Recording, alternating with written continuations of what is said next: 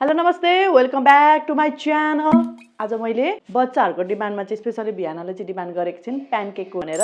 मैले प्यानकेक बनाउन लागेको छु। अब प्यानकेक बनाउँदा बनाउँदै हजुरहरूलाई रेसिपी पनि देखाइहालौँ भनेर चाहिँ। अनि यो चाहिँ बच्चालाई पनि एकदमै राम्रो मानिन्छ। मैले चाहिँ 1 वर्षदेखि नै मेरो बच्चाहरूलाई खुवाइरहेको छु प्यानकेक। हजुर चाहिँ वेट लसमा हुनुहुन्छ भने मम्मीहरूले नि खाँदा हुन्छ है त। यो प्रोटिन रिच फुड हुन्छ। मैले चाहिँ यहाँनिर रेसिपीको लागि सबै सामानहरू तयार पारिरहेको छु, किनभने बच्चाहरू बाहिर चाहिँ एकदम प्यानकेक गरिरहेको छिटो छिटो बनाउनको लागि यहाँ मैले तयार पारिसकेको छु।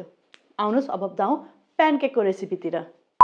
मैले चाहिँ ओट्सको प्यानकेक बनाउने गरेको छु। अनि 1 कप ओट्स जुन चाहिँ म मिक्सचरमा पिसेर पिठो बनाउने छु। आज के खान मन लाग्यो? प्यानकेक खानु। आज बिहानको डिमान्डमा चाहिँ प्यानकेक बन्दैछ। उसैले प्यानकेक भनेको भएर प्यानकेक बनाउँदै ल नाउ गो बिहान आई विल कुक। त्यसै गरेर प्यानकेक बनाउनको लागि चाहिँ मैले 2टा लोकल अन्डा लिएको छु, 2टा बनाना लिएको छु, 1 कप दुध लिएको छु। अब स्वीट चाहिँ हजुरहरू अब गुलियोमा बच्चाहरूलाई के दिने गर्नुभएको छ, हजुरहरूले त्यही गुलियो चाहिँ प्रयोग गर्न सक्नुहुन्छ। डेट्स किसमिस मिसाउनु भयो र बनाना मिसाउनु भयो भने त्यसै पनि गुलियो हुन्छ। त्यति मात्रै मिसाएर पनि दिन सक्नुहुन्छ। यदि 1 वर्षभन्दा तलको बच्चा छ भने त्यसो गर्नुहोस् होइन। 1 वर्षभन्दा माथिको बच्चा छ भने सक्खर युज गर्नुहोस्।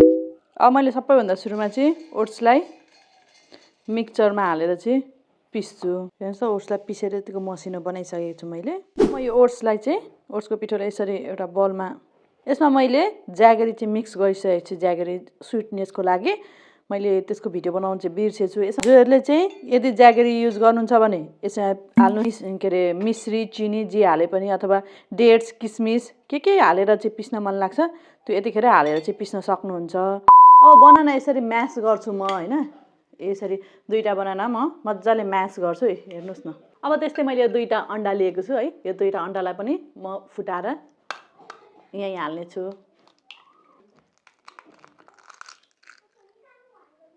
हजुर अन्डा बच्चालाई खान दिनुहुन्न र या अन्डा खाँदैन भन्नुहुन्छ भने चाहिँ अन्डा नहाल्दा पनि हुन्छ। अन्डा नहालिकन बनाउँदा पनि मिठो हुन्छ है यो चाहिँ। अब यो ड्राई इन्ग्रिडियन्ट्समा चाहिँ म सबै थोक हाल्छु ल। पहिले सुरुमा मैले 2टा अन्डा हालेँ, म्यास गरेको बनाना हाल्दैछु है। यसलाई मजाले मिक्स गर्ने। अन्डा बनाना मजाले मिक्स भयो नि त। हाल्छु दुध त यो सबै लाग्दैन है। अन्डाहरू हाल्नु भएन भने त दुधले मात्रै अलिक गिलो बनाउनुहोस्। गिलो रोटीको ब्याटर जस्तै बनाउँदा हुन्छ। अब पकाउनको लागि यो रेडी भएको छ। अब प्यानकेकको लागि मैले ननस्टिक प्यान बसाएको छु। अब यसमा थोरै घिउ हाल्ने। अब यो ब्याटर यसरी एउटा स्पुनले अब कत्रो साइज बनाउने, सानो साइज बनाउने हो भने ठ्याक्क 1 स्पुन यसरी हाल्ने। बच्चाको लागि छ भने 2 स्पुन हाल्नुहोस् होइन। मैले 2 स्पुन हालेको छु। अब यो माथि हजुरले टपिङ गर्नको लागि बच्चाको लागि भने चक्लेट युज गर्न सक्नुहुन्छ। त्यस्तै गरी फ्रुट्सहरूको टपिङ हाल्न सकिन्छ। यो चाहिँ एकदम छिटो पाक्छ। यसरी छोप्ने एकैछिनको लागि। अनि ग्यास पनि अलिकति सानो पार्ने। 2 मिनटमा मजाले पाक्छ। अलिकति धेर बेर पाकिहाल्यो हेर्नुहोस्। अब यो एउटा पाकिसकेको छ।